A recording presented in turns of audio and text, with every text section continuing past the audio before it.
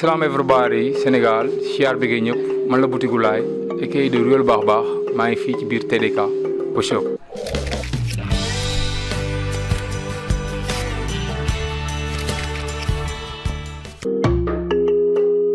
maa fay waaw bëgg naa ko trop bu am laxas Kaolack bon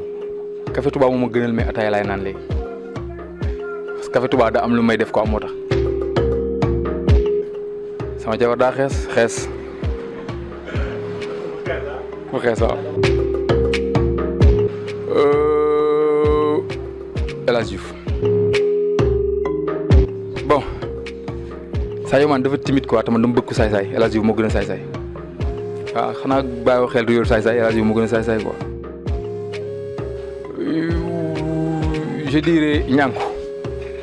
waaju baax géré la mais je dirais ñànku parce que ñànku moo ko gën a osé parce que parfois ma gis ko mu def yenn façon tenue yoo xam ne du artiste fa ko ñeme quoi donc je dis que ne voilà moom li muy def xoolu ci voilà c'est ça quoi.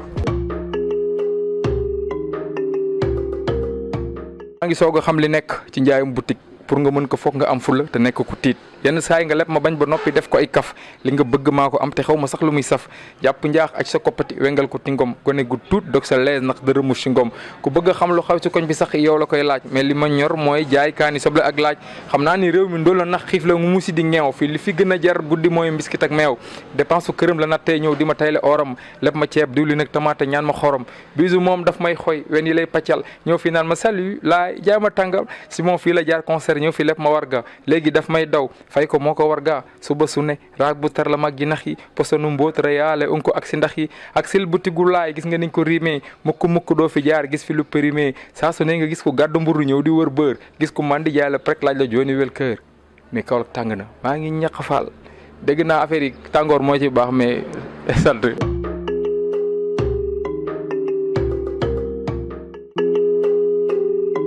waaw Covid 19 di loo xam ne dafa dal ci kaw en fait askan wi ci le monde entier ñuy masawu ñëpp xeex bi nag ñun mooy li may wax rek daf ñu fekk suñu liggéey daf ñu fekk si yoon bi parce que ku xam Boutique Laye xam ko ci actualité ku xam Boutique Laye xam ne Laye est un chroniqueur donc xaaruñ ba lu ñu mel am ñu doog a wax dañu yàgg wax suñu askan donc aujourd'hui le combat continue def nañ ci ay je pense que ñu ngi suñu 4e numéro waaw li ñu mën a def nag suñu xamee mooy nous sommes des artistes comme yàlla dimbali nañ ñu wax ñu mën ñoo déglu ñu am benn statut boo xam ne tey aujourd'hui ñu ngi koy sant yàlla suñu borom Sénégal donc lépp loo xam ne mën nañ ko dimbali suñu askan ci yee leen ci précaution donc voilà ñu ngi koy def du ñu arrêté incha allahu rabbi fayet bi du jeex donc combat bi noonu la chaque jour Boutique Laye wax ak askan wi ba yàlla suñu borom di ñu dimbali mu jug fi quoi. waaw relation Laye ak kër gi yàgg na parce que ñoo bokk koñ je pense que man bi may fréquenter le groupe kër gi boobu dafa ma musique dañ doon rap ma leen di bëgg di leen déglu bokk nañ ay affaires yoo xam ne football d'abord comme ni mu amee ci Sénégal njaay yëpp nekk ci koñ nekk ensemble waaw ànd dem di def match ñëw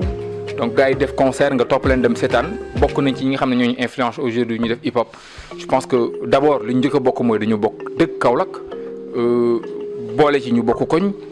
donc voilà xamante nañ parce que ñoo bokk koñ waaw loolu mooy relation bi je veux dire quoi parce que voilà gëj naa leen dégg je pense que ñoom aussi gëj nañ déggante te ñu ngi ci jàmm comme tout le monde maa ngi ci jàmm yàlla na yàlla def jàmm ci Kaolack jaajëf. waaw xumaan ni ñu xamante ci chronique bi muy def la quoi parce que damay def ay chronique di ko lancer sur internet ñu koy seetaan amoon jour am na benn Alpha Kourouma donc voilà moo ma def signe ne ma xumaan de temps yi yow lay statut xam na xumaan ñu dox link bi donc voilà ba yàlla suñu borom mi dara teewul def aujourd'hui ñuy liggéey ci wàllum Boutique Laye donc voilà di pare ay projet nan la ñuy def ba gën a jëmmal Boutique Laye nan la ñuy def ba gën ko mën a jaay au niveau international donc nan la ñuy def ba mu gën a mën a yaatu ba artistes yu par exemple yu bëri de la région ou bien ñi nga xam ne ñoo nekk Sénégal mën si gis seen bopp donc loo xam ne la aujourd'hui ñun ñoo ko créé mu soxee ko fii Kaolack Ndangaan un rappeur bu nekk ci biir boutique am di def ay chronique donc chaque jour ma wax ko juste boutique bi c'est montré au Sénégal que ne man background bi damay wane shop bi pour montrer aux Sénégalais que ne man sama liggéeyukaay laa nekk def sama passion donc il est probablement possible nga nekk sa liggéey ba pare di def sa musique yàqul la dara quoi donc xumaan moom li may def lañ xamante aujourd'hui am nañ ay projets ensemble te incha allahu rabbi ci kanam yàlla dina ci def tawféex. waaw coow li nga xam ne aujourd'hui gars yi dégg nañ ko ci rappeurs yi nga xam ne ñoo demoon ci palais bi du lara lu dul je pense que hip hop moo desee structuré wu te aujourd'hui bu fekkonte ne am nañ benn kër goo xam ne tey ñoom ñoo bokk njaboote hip hop bi je pense que bu ñu wootee ñooñu dem wuy yi kon polémique du am mais aujourd'hui xaw ma parce que damay wax li nga xam ne li nga xam ne sama akulaay talaay parce que dégg naa coow lii mais li ma mën a xamal les Sénégalais mooy dañu nekk en crise te bu ñu tollee ci crise je pense que jikko yi li gën a soxla mooy noblesse ñi nga xam ne aujourd'hui dañuy taxawu seen askan parce que tey dama koy wax tey damay gis benn business je vois tous les artistes ñu ngi jug di way ci coronavirus mais gis nga ni nga ko jëlee noonu en masse bu doon lii buñ ci yàlla génnee ñu ne attends lutte contre le tabac ñu gis artistes yëpp intervenir pour ñu xeex cigarette lutte contre par exemple dépigmentation maanaam ñi xeesal je pense que bu ñëpp jëloon combat bi surtout les artistes aujourd'hui kon di yàlla dinañu dimbali mais xëy na banque nañ loxo yi ba aujourd'hui ñu tiit parce que voilà dem nañ benn instant boo xam ne vraiment lii ñu ngi ñaan yàlla mu jug ci àdduna bi rappeurs yi jug songandoo man ñi gën a noble mooy ñi nga xam ne xaaruñu par exemple musiba bi am pour ñu jug way pour doog a sensibiliser les rappeurs dañu war a sensibiliser askan wi comprendre nga bëgguma ñu xaar ba aujourd'hui benn business am na rek ñëpp jug ne non voilà nañ ci def lii ba président di ci woote ñu war a dem wuy en tout cas man sama wàllu bopp laay nekk lépp loo xam ne war naa ci mën a intervenir pour dimbali sama société pour sensibiliser la jeunesse man dama koy def xaaruma ba lii am loolu am est-ce que comprendre nga le président de la République nag oote wax ba rappeurs yi en tout cas man li ma war ci combat bi maa ngi koy def j'ai pas besoin d'aller au palais pour génn def combat bi j'ai pas besoin dem ci président de la République pour mu jox ma un sou pour ma def le combat boobu ba léegi ñu ngi ciy def bu mujj gi suñu plateau spécial bi dañu débloqué suñu ay moyens bopp dem def ko pour dimbali suñu askan aujourd'hui dañ ci def suñu xaalis mais joxuñu ñaar dërëm loolu nag li koy wane mooy patriotisme parce que ñu lay Sénégal lañ lii dal Sénégal moo dal adduna bi yëpp ngañuwuma kenn nag je dis en tout cas je dis que man xaaruma pour les rappeurs demal ma palais pour ma mën a jottali askan wi def naa ko bien avant ñoom ñu dem palais jugee nañ palais man damay continuer di ko def yàlla na yàlla din feebar bi damay continuer def sama liggéey donc c'est ça man ñoom ñi demoon foofu li ma leen di oo mooy bu ñu génnee ci lii nii ñu xoolaat nan lañ mën a def pour sensibiliser jeunesse bi nan la booy di def bay jàng école nan la ñuy xeexee ba booy yi duñ bàyyi jàng pour connaître seen musique nan la ñuy def ñoom bay influence jeunesse bi ne mën ngeen jàng mën ngeen rap nan la ñuy def ba xeex xeesal bi fi nekk nan la ñuy def ba xeex cigarette bi comprendre nga nan la ñuy def ba xeex yeneen business quoi c'est ça man combat bi loolu rek moom ci gën a neex quoi li ma ci neex mooy koo xam ne yàgg nga fight ba aujourd'hui buñ la gisee ci yenn business kenn du la jéppi quoi mais xëy na toog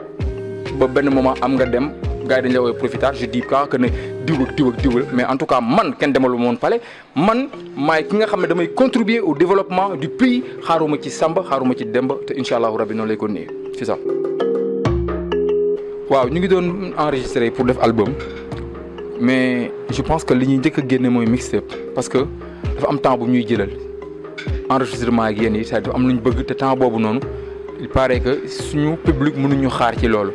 bi ñu consulté woo ñu ne nañ def benn mixtape avant gu la jox ko gars yi après doo ko continuer def suñu album quoi mixtape bi je pense que pare na ñu ngi xalaat ba xam duñ ko def lendemain Korité lendemain Tabaski en tout cas dinañ ci xam dara incha allahu rabbi li des nag mooy Boutique Laye Kaolack la juddoo aujourd'hui ñu am ay étrangers dem ba par exemple des Américains di dugg ci ay supermarché di selfie di rap dañu ko envoyé. kon alhamdulilah parce que gis nañ ni li ñuy def nii vraiment lu nice na lu ñuy def nag ba gën ko mën a jëmmal au niveau national